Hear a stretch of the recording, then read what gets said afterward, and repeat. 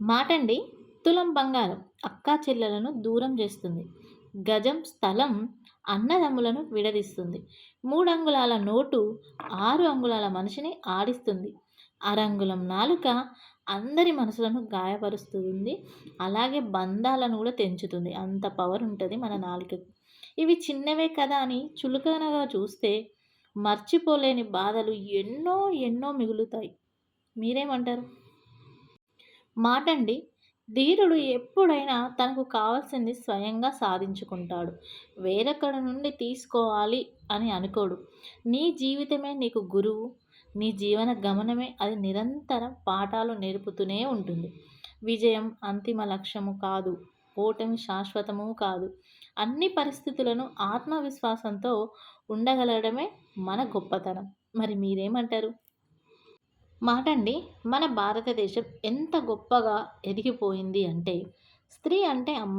స్త్రీని గౌరవించడం మన బాధ్యత అని చదువుకొని దేశాలకు సైతం స్త్రీ గొప్పతనం గురించి చెప్పవలసిన మనము మన స్త్రీల భద్రత కొరకు మనమే చట్టాలు ఏర్పరచుకొని మనమే ప్రచారం చేసుకుంటూ మనమే చదువుకోవాల్సినంత గొప్పగా ఎదిగిపోయాం. ఇది మరి మన నేటి భారతదేశం. మీరేమంటారు? మాటండి చచ్చాక శవంగా మారే శరీరం ఎవ్వరికీ కనబడని ఆత్మ.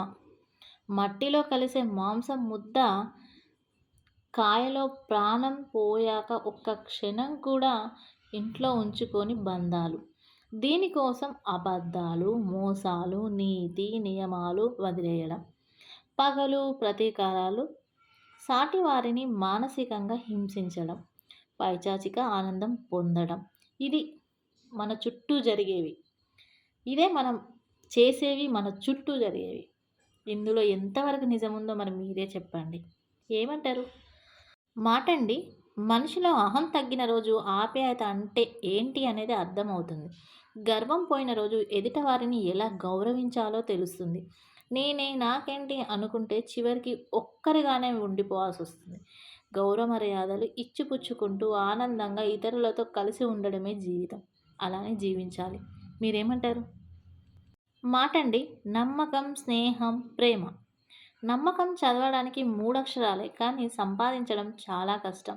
ఎందుకంటే అది డబ్బు కన్నా విలువైంది. స్నేహం అందరితో చేయలేం. మంచి స్నేహం దొరకాలి అంటే ఒక యుగమే పడుతుంది. ప్రేమ ఇది వినడానికి బాగానే ఉంటుంది కానీ అందరి దగ్గర దొరకదు. కొందరి దగ్గర మాత్రమే ఉంటుంది. అది కూడా మన అనుకోని మన కోసం వచ్చిన వాళ్ళ దగ్గరనే ఉంటుంది. మీరేమంటారు? మాటండి దేవుడు నీ కళ్ళీళ్లను చూడట్లేదనుకోవద్దు. మీ ప్రార్థనను ఆలకించడం లేదని అనుకోవద్దు. మీ బాధను మౌనంగా చూసి వదిలేస్తున్నాడనుకోవద్దు. సరైన సమయంలో మీకు సమాధానం తప్పనిసరిగా వచ్చి తీరుతుంది. మీరేమంటారు? మనకు కావాల్సింది ఓపిక మాత్రమే. మాటండి ఒక మంచి ఆలోచన కనీసం 10 చెడు ఆలోచనలైనా మంచి వైపుకు మళ్ళిస్తుంది. కానీ ఒక చెడు ఆలోచన 1000 మంచి ఆలోచనల్ని కలుషితం చేస్తుంది. మీరేమంటారు? మాటండి వ్యక్తిగతంగా ఎదగడానికి 12 సూత్రాలున్నాయి. అందులో 1 ఏదైనా తప్పుగా అనిపిస్తే అది చేయవద్దు. 2 ఏమి చెప్పాలనుకున్నా సూటిగా చెప్పేయండి. 3 అందరికీ నవ్వులు పంచండి. కానీ ఎదుట వారికి చులకనయ్యే వరకు కాదు. 4 మీలో ఉన్న నైపుణ్యాన్ని పూర్తిగా నమ్మండి. 5 మీ గురించి మీరే తక్కువ చేసుకొని ఎదుట వాళ్ళ ముందు మాట్లాడవద్దు. 6 మీ కల ఏదైనా సాధించే వరకు వదలొద్దు. 7 లేదు, కాదు అని చెప్పేందుకు మొహమాటం అస్సలు పడకండి. 8 అవును అని చెప్పేందుకు భయపడకండి. 9 మీపై మీరు నమ్మకంతో ఉండండి. 10 మీ చేతిలో లేని దానిని అలా వదిలేయకండి.